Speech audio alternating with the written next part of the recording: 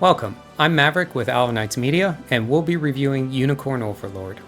As a working adult and casual gamer, I review games to determine if they're a good fit for similar gamers, but this review should be suitable for all audiences. Unicorn Overlord is a tactical fantasy role-playing game with overworld exploration and a quasi-auto battle system.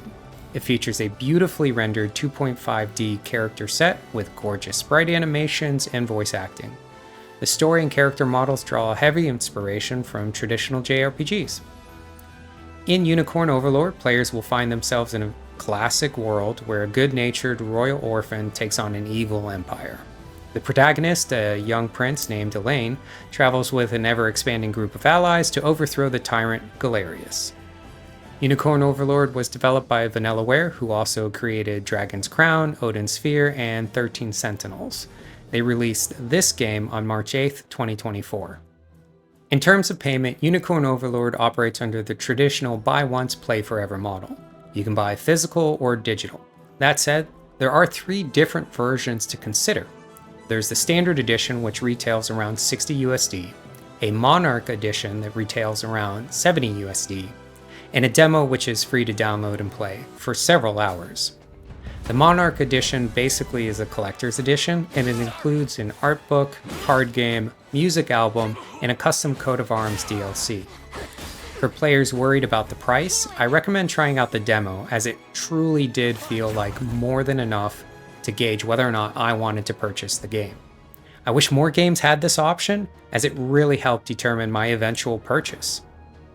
As for multiplayer, Unicorn Overlord does have a multiplayer arena that can be unlocked after a certain part of the story. But I actually didn't participate in it because I generally don't enjoy PvP, let alone in an RPG.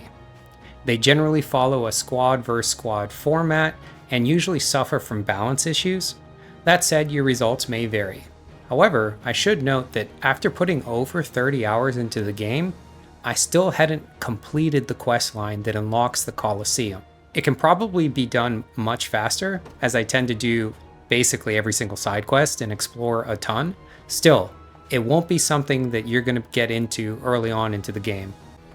Let's talk about the gameplay experience.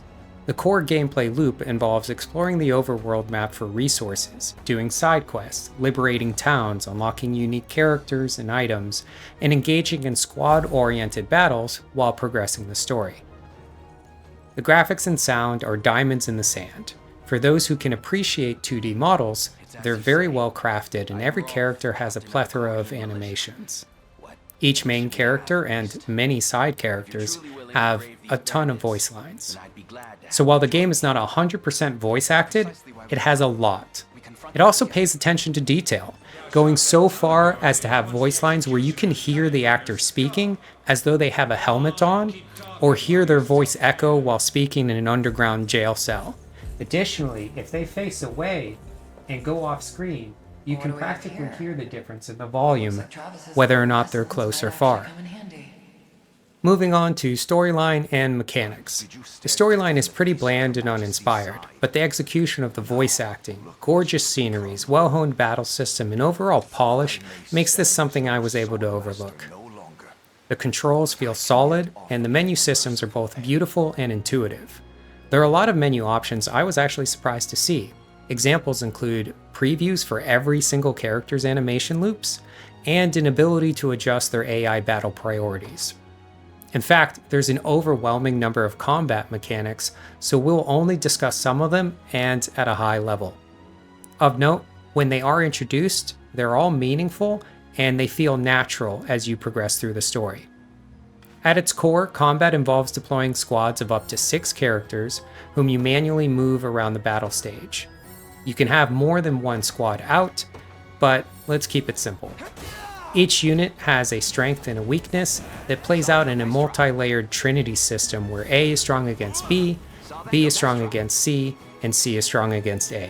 So for example, hunters can accurately land hits on evasive units like thieves, whereas thieves can counter the heavily armored units that hunters might struggle against. So while we could speak for quite a while about all the various mechanics of the game, to keep things short, my personal impression was very positive. In fact, I originally did not intend to purchase Unicorn Overlord, but after getting to the end of the demo, I knew it was a game for me. The game allows you to save at almost any time, be it traveling in the overworld or in the middle of a combat stage.